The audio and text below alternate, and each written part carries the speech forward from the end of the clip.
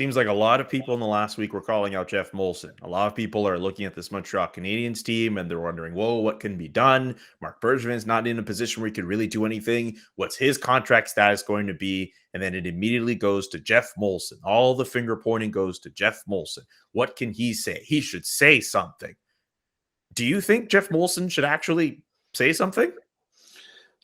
I don't think it's Geoff Molson's job to address the team struggles. He hired Bergevin to take care of the hockey department, and he's totally responsible for what goes on and not goes on on the hockey side. And I don't know, Bergevin, he's been topic of conversation, seems to be for a long time now, as far as just, what he's planning on doing, with this organization. But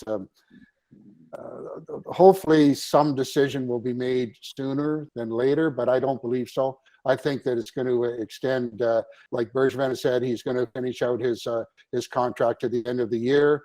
Then he will address at that time just what exactly he's planning or what the team is planning to do. But at this point, I don't think it's Geoff Molson's responsibility to come up with any answers to the fan base.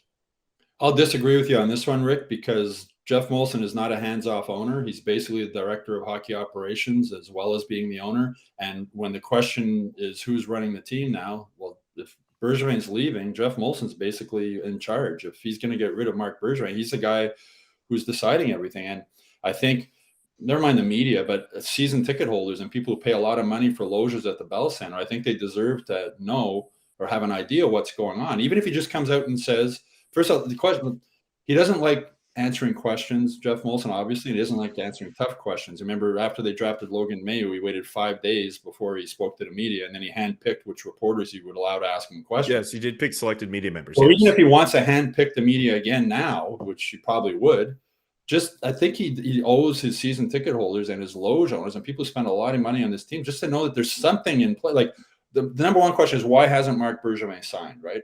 And if it is money, just say we're still negotiating. There's terms that we can't agree on. Hopefully we can agree to them. And if we can't, then we'll have to move in another direction. At least that would sort of clear up the situation of what's going on. And then just say that I do have a plan in place.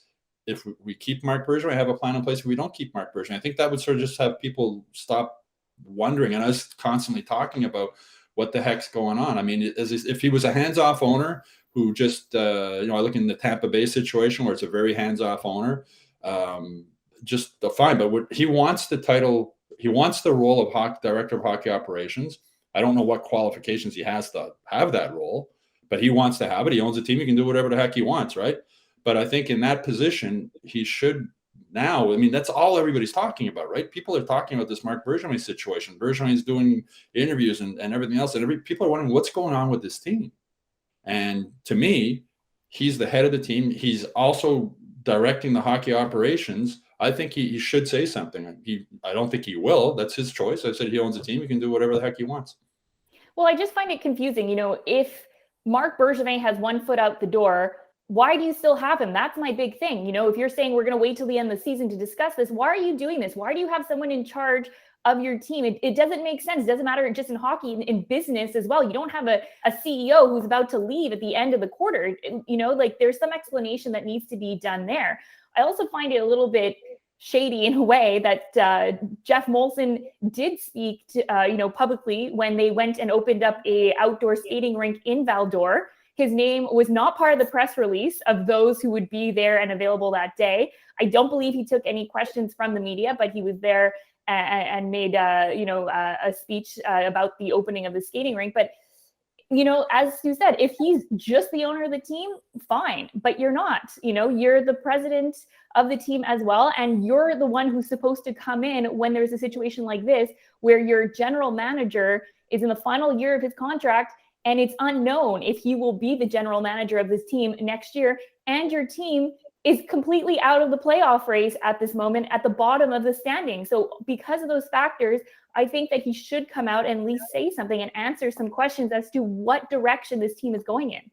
The thing is, when things are good with the Habs, he's all over Twitter. You see him around the Bell Center. He's very visible. And then when things go bad, he disappears. And it was the same with the Logan Mailloux situation. It was 5 days. I mean, I don't understand how going into that draft, the Canadiens obviously knew they were going to draft Logan Mailloux. It wasn't like at pick 24. Maybe we'll draft Logan Mailloux. They obviously knew they were going to pick him if he became available. How they didn't have a plan in place, damage control maybe, how they didn't have a plan in place that right away they were on top of it, answering the questions that everybody had instead of waiting 5 days and then handpicking the reporters that were going to ask the questions. I don't understand how they didn't have that already settled, because they went into the draft knowing they were going to take Logan Mailloux if he's available. I mean, you don't just make that decision on the heat of the moment or right on let's pick 26. Oh, he's still available. Let's pick him.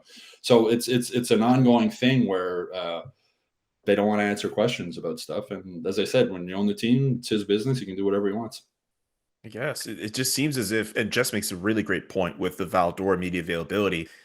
It seems as if some of the fact that it seems as if Geoff Molson is just inviting more questions being asked onto the team as opposed to, just trying to handle what's going on. Yeah, I think that what's funny is that the Canadiens saying, hey, we're not going to take any more questions about Marc Bergevin until the end of the season.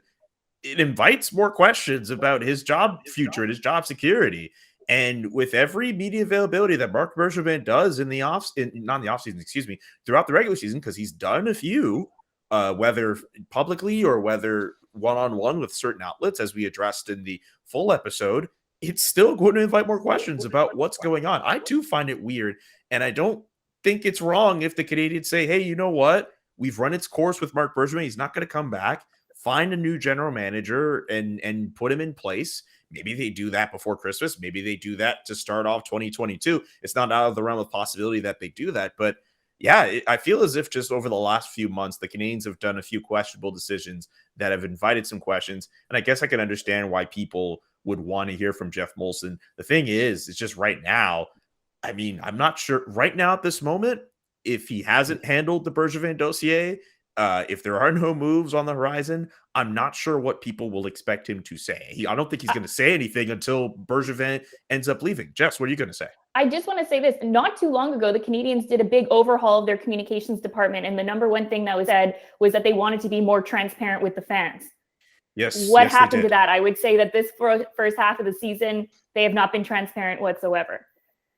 No, they haven't. And that goes back to a few years ago when Geoff Molson said they were going to be transparent after they had finished 28th or 29th in the overall standings. And that transparency just hasn't been there. I mean, and if Geoff Molson publicly states that, Marc Bergevin's not coming back, then you've got a whole different pile of questions that are coming his way again. And it's just going to continue that way. So I guess it's obviously an upper management decision on whether to expand on it or just go with the status quo until till the end of the year. And yes, I can understand the people maybe wonder what's going on, but I guess it's not that big a concern with Geoff Molson. No, I shake my head like why they felt at the beginning of the season they had to come out publicly and say we're not going to discuss it until the season's over. Why not just say something about Marc Bergevin's contract situation is still being negotiated, and when we have any news to report on it, we will let you know. I don't know. I at this point, this is the last thing I'll say before we wrap up here. I don't think we're going to hear from Geoff Molson again until there is a new general manager in place. He will not put himself in a position where he'll go out and be like, oh, Marc Bergevin is gone, and then, have to field questions about who it could be. It would be much more beneficial trying to speak from his viewpoint here if he was like, hey, you know what? I'm only going to do immediate availability when we have that new guy. When that new guy comes in, who knows when that's going to happen? Let us know in the comments section if you think Geoff Molson needs to speak to the team. Subscribe to not to the team, but to the media about his team. Excuse me. Subscribe to the YouTube page, subscribe to the Hockey Inside Out newsletter, and visit hockeyinsideout.com to check out our full episode and some of our other bonus episodes we have as well.